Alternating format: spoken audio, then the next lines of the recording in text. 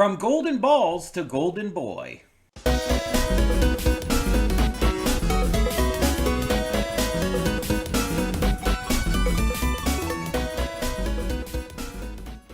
Hey everyone, welcome to Princess Gay. I'm your host Connie, and today we are here with my blind reaction to episode 1 of Golden Boy.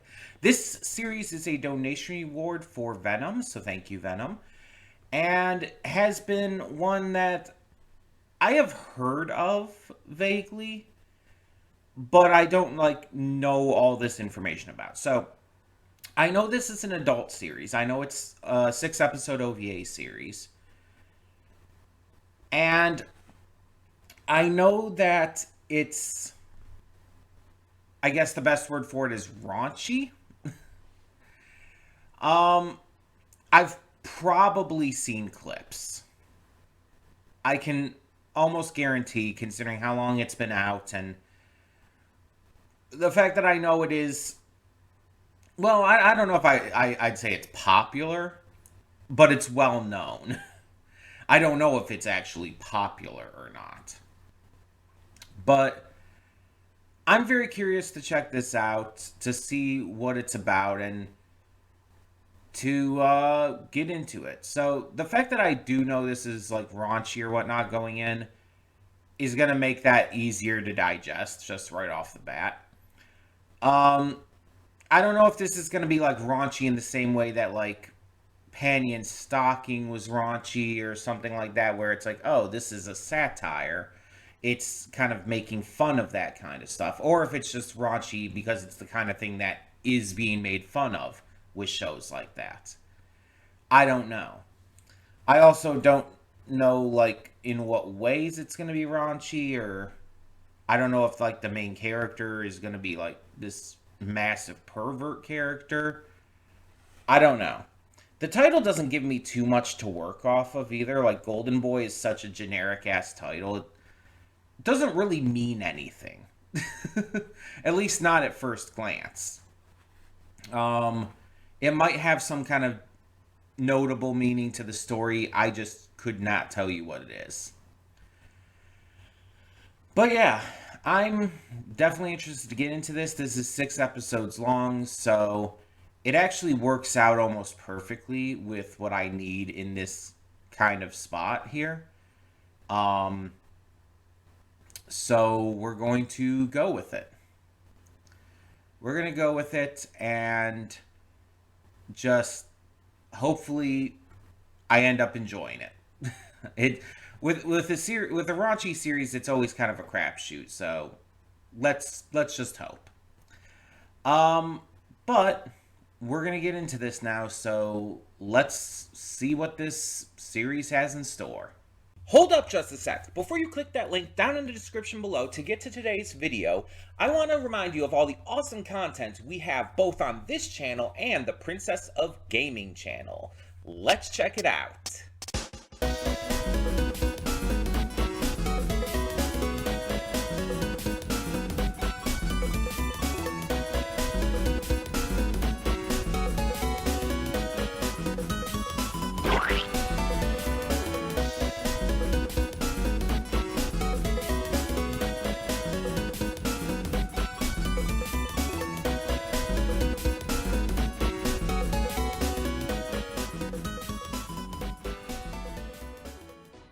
And we are back, and we'll begin with spoilers in 3, 2, 1, now. So I looked up Kintaro Oe's voice actor, Doug Smith. Apparently he was only active for about 10 years, from 1996 to 2007. He did a lot of like OVAs and other stuff around that time, like Detective Conan, Slayers, Dirty Pair. Just things like that. New Cutie Honey. Not to be confused with Cutie Honey, which we reacted to. And apparently, from what I'm seeing everywhere I've looked, the only thing he's done since 2007 was apparently Bee and Puppy Cat. Apparently, he was in 3 episodes of Bee and Puppy Cat Lazy in Space. So that's a fucking thing. But yeah, I guess just overall, he's, I guess, retired. And from what I've seen, he hasn't even done convention appearances since 2014. So maybe he just retired from voice acting and like maybe lives a life with his family and stuff nowadays. Um, but I didn't recognize any of the other names in this. That being said, this was really fucking good, actually. Um, I really enjoyed this. Like, in the same way that I enjoyed Re Cutie Honey. Just without all of the, you know, over the top satire of that. So, going into this, like I said in the pre thoughts, I was thinking, could this maybe be a satire and everything? And it's not. I would not consider this one. It may have some satirical elements here and there, but I wouldn't consider this a satire. So we have our main character, Kintaro Oe, who is an absolute dumbass pervert. But we end up finding out by the end he's also like kind of a literal genius. He's an exceptionally quick learner. He is legitimately like intensely smart. Again, it mentions that he was a university dropout, but he did complete all the courses necessary to be a lawyer. And it's like, oh, okay. But instead, I guess for whatever reason, he just chose to drop out and just take on these random odd jobs throughout the area. And we see that he does have a genuine heart of gold. We see that with him helping out the bike shop guy, um, pay off his debts to the Yakuza. Protection money, I assume. And we see that when he did fuck up with the with the software that they were making for their clients, he spent, what was it, a week um figuring everything out, learning, C from scratch, pretty much, and recreating this program based off of the tiny bit of it he saw and knew about. And not only recreated it to the specifications needed by the client, but made it better. He actively improved it. And it's like, oh, so you're just like a prodigy. So you're just like really smart and really good at things. Just anything, I guess. Like, that's insane to think about. Because he's such a dumbass. He's such a chaotic, perverted dumbass.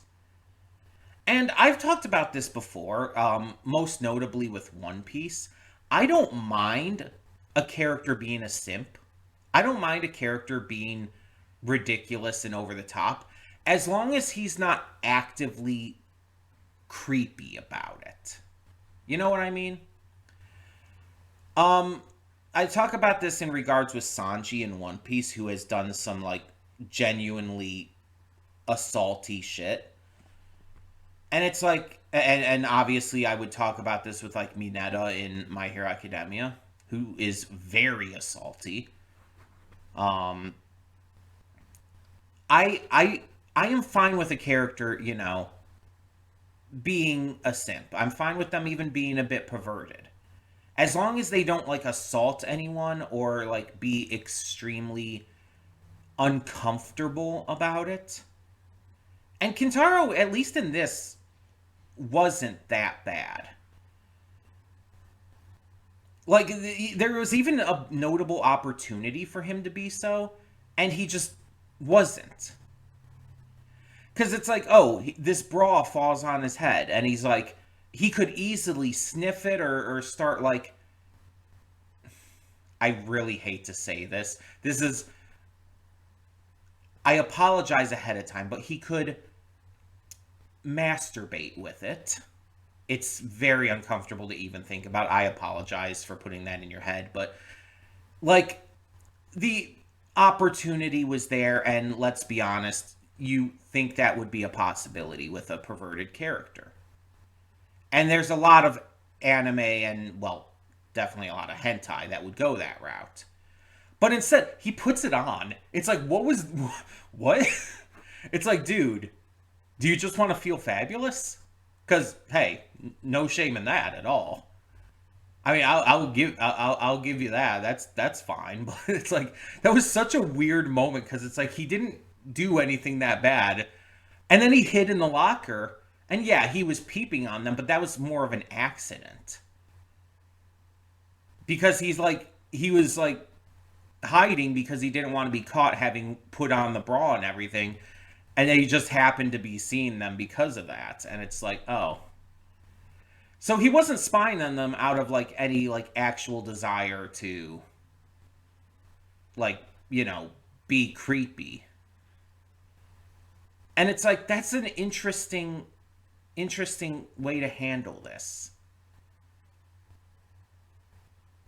And don't get me wrong, like he was obviously like staring at like the president's tits constantly and everything.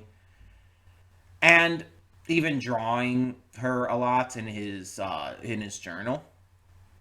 But at no point did he like truly objectify her. It's like this weird kind of like middle point where it's like he's absolutely a pervert. He's absolutely, like seeing her for her sexiness, and honestly, why is she dressing that way as the president of a company? I'm sorry, you can dress any way you want, but like when you're the president of a company, you have to like maintain some level of professionalism. It's like there's nothing wrong with wearing nice outfits, but like come on. Her first outfit had her nipples like very visibly shown. It's like it was either so tight or whatnot, or just made in a way that specifically showed off every detail of her nipples through the outfit. It's like, why? Like, okay, I can understand like wearing like the dress shirt open a little bit and showing off some cleavage that way. That's fine. Although she had it a little more open than necessary. But like when she was like came back at night and everything, and she had like the under thing, the bra or whatever underneath it. It's like that's fine. That's an entirely fine outfit. But it's like that first outfit she was wearing was like there is no reason for you to be wearing that. And then even the final outfit, which was basically just a bra, it's like why? And I know why from a technical point. I know it's because fan service. I know that is just entirely the point. It's there specifically for fan service. But it just feels unnecessary. Like you can have fan service and make it feel more believable. That just felt off. But that's kind of the joke in and of itself. Um but yeah, I definitely get the title now. So the title of this Golden Boy is referencing the fact that like Kintaro is like extremely skilled, extremely talented, extremely smart, and that he like for Madam President was this Golden Boy who fucked up and absolutely destroyed all these months of work, but then made it right by even making it better in the course of a week. That's impressive as fuck. You can't argue that. That is impressive as fuck. And it just, yeah, it's insane to see like someone who's hugging a toilet, face cheek to seat, because it's where the Madam President sits on. It's the same guy who literally opened his mouth to catch her spit because he's a pervert. and then got stomped into the ground for it, which, fair. And yet he's like this almost kind of super genius. It's just like, what the what? That is such an odd, like, I've seen shows and movies and stuff where there's been like this eccentric genius who's, extremely capable and smart, but is also like weird or perverted, or, kind of like this dumbass in terms of social cues and whatnot. Social intelligence is like rock bottom, but like practical intelligence in terms of like skills and everything is like tip top. I've seen this before. It's not a new concept. And mind you, this is like a 90s series, so it's clearly not new. But it's just the way it's done here because of how ridiculous it is and how over the top it is. And it's not like over the top in the same way as other shows have been, but in just it maintains balance between ridiculous over the top bullshit and a genuinely good story being told here. And it never crosses the line, at least not in this first episode, to a point where it becomes annoying or like super uncomfortable or like really bad. It never crosses that line. And I really appreciate that because it very easily could. This is the type of series that could very aggressively cross that line. But I don't think it's going to. It didn't in this first episode, and I don't think it's going to. It seems like it's trying to be an actual series and not just, gooner bait, which I appreciate greatly. Cuz like, don't get me wrong. Like, I can appreciate some sexy characters and whatnot in a show. I can appreciate a show or a movie or a game or whatnot having characters who are just sexy and are there to be sexy. I can appreciate that. Because, especially because I'm pansexual. Like, I'm into, like, pretty much anyone I find sexy. It can be a girl, can be a guy, can be an NB, does not matter.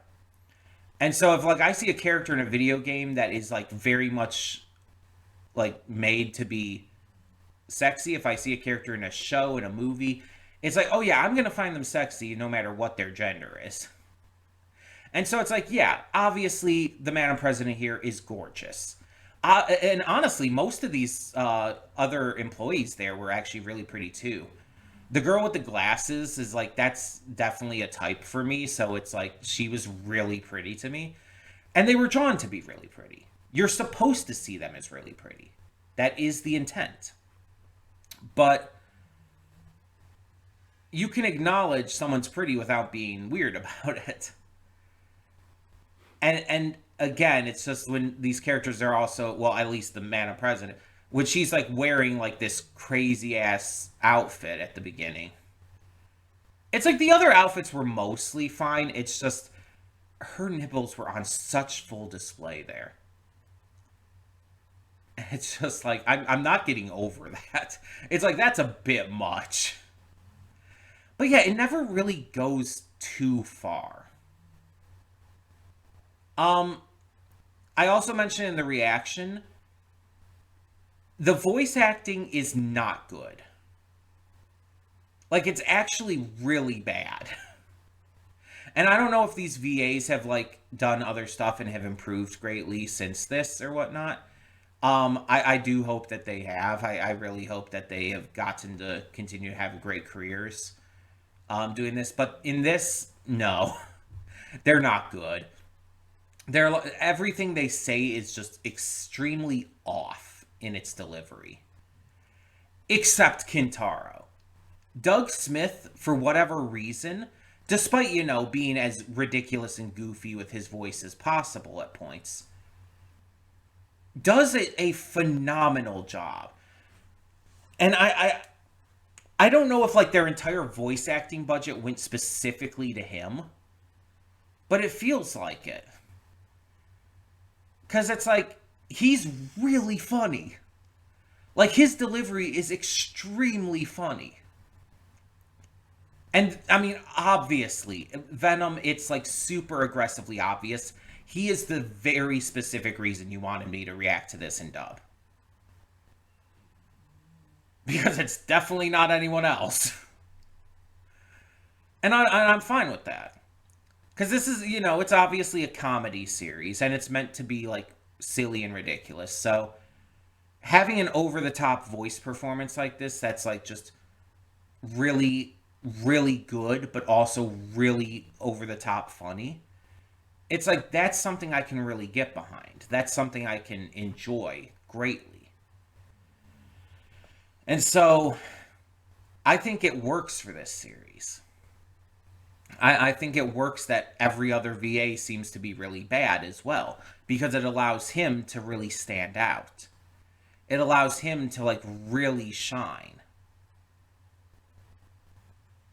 Whether he's talking more seriously or doing a like ridiculous goofy voice and saying the most asinine shit, he's putting his all into it.